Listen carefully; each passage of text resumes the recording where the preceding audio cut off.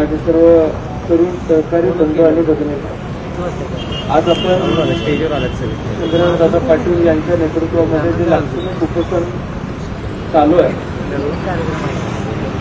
त्या मागण्या घेऊन ते उपोषणामध्ये उतरलेले आहेत, त्या मागण्या घेऊन त्यांनी उपोषण केलेलं आहे. त्या मागण्या समजून घेत शासन दरबारी या मागण्या मांडण्याचा प्रयत्न आम्ही सर्वजण करणार आहोत. आणि माझी एक विनंती चंद्रकांत दादांना असणार आहे की आम्ही सगळेजण या मागण्या शासन दरबारी मांडणार आहे. कुस्तीगीर परिषदेचे लोक आले होते, कुस्तीगीर संघाचे लोक आलेले आहेत, त्यांनी मध्यस्थी करायचा प्रयत्न केलेला आहे. आणि आपण ज्या मागण्या घेऊन उपोषण चालू केलेलं आहे, इतक्या वरिष्ठ परिषदेनं संघानं मध्यस्थी केलेली असताना शासन दरबारी जाणार असताना आपण ते उपोषण थांबवावं ही विनंती करायला मी इथं खरोखर चंद्रकांत दादा आलेले आहे. या जिल्ह्यानं संबंध देशामध्ये नावलौकिक कुस्ती क्षेत्रामध्ये मिळवला. त्यामध्ये आपले पैलवान मारुती माने साहेब असतील, पैलवान खेडाळकर साहेब असतील, पैलवान खलसनाळे असतील, या सगळ्या लोकांनी इथली लाल माती संबंध देशामध्ये गौरवली. आणि आज अशा परिस्थितीमध्ये असताना तुम्ही सुद्धा त्या ठिकाणी डबल महाराष्ट्र केसरी होता. असं असताना आपल्यासारख्या एका नावाजलेल्या पैलवानांना या मागण्या घेऊन कुस्ती क्षेत्राच्या वृद्धिंगत व्हावं यासाठी उपोषणाला बसणं हा काय पर्याय आम्हाला सर्वांना योग्य वाटत नाही.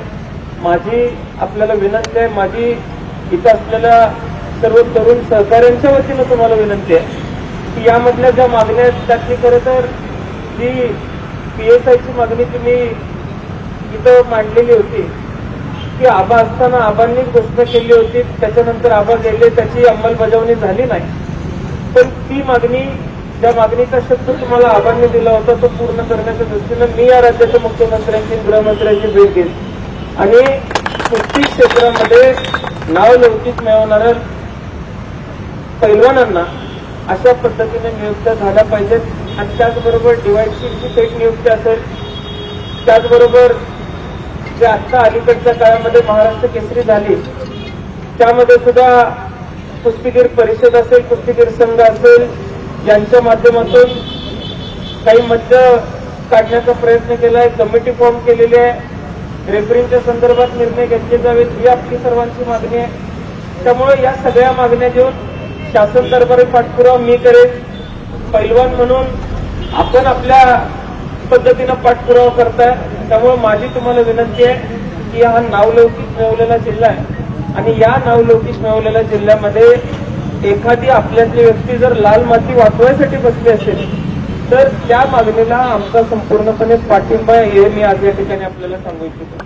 त्यामुळं लाल मातीतली माणसं, लाल मातीतला पैलवान टिकला पाहिजे या दृष्टिकोनातूनच आज या ठिकाणी मी आपल्याला सर्वांना पाठिंबा देण्यासाठी आलेलो आहे. आणि मी आपल्याला ग्वाही देऊ इच्छितो, माझी आपल्याला विनंती आहे की आपण हे उपोषण थांबवावं.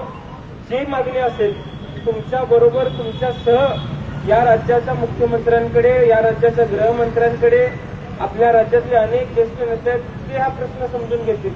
त्यांच्याकडे मला तुम्हाला घेऊन जायची इच्छा आहे. आपण तिथं जाऊया, तिथं आपल्या प्रश्नांसाठी झगडा करूया. पण आज हे उपोषण तुम्ही थांबवावं अशी विनंती मी आज या ठिकाणी आपल्याला करतो. माझी इथल्या सर्वच त्यांच्या सहकाऱ्यांना सुद्धा विनंती आहे की आपण सर्वांनी हे उपोषण इथं थांबवावं आणि या ज्या मागण्या आहेत त्या मागण्या येणाऱ्या काळामध्ये सकारात्मक दृष्टिकोनातून सोडवण्याचा प्रयत्न आम्ही सगळे मिळून करू एवढंच आज या ठिकाणी आपल्याला सांगतो.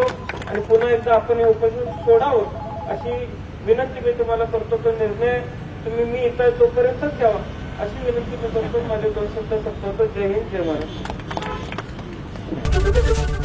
ABP माझा, उघडा डोळे बघा नीट.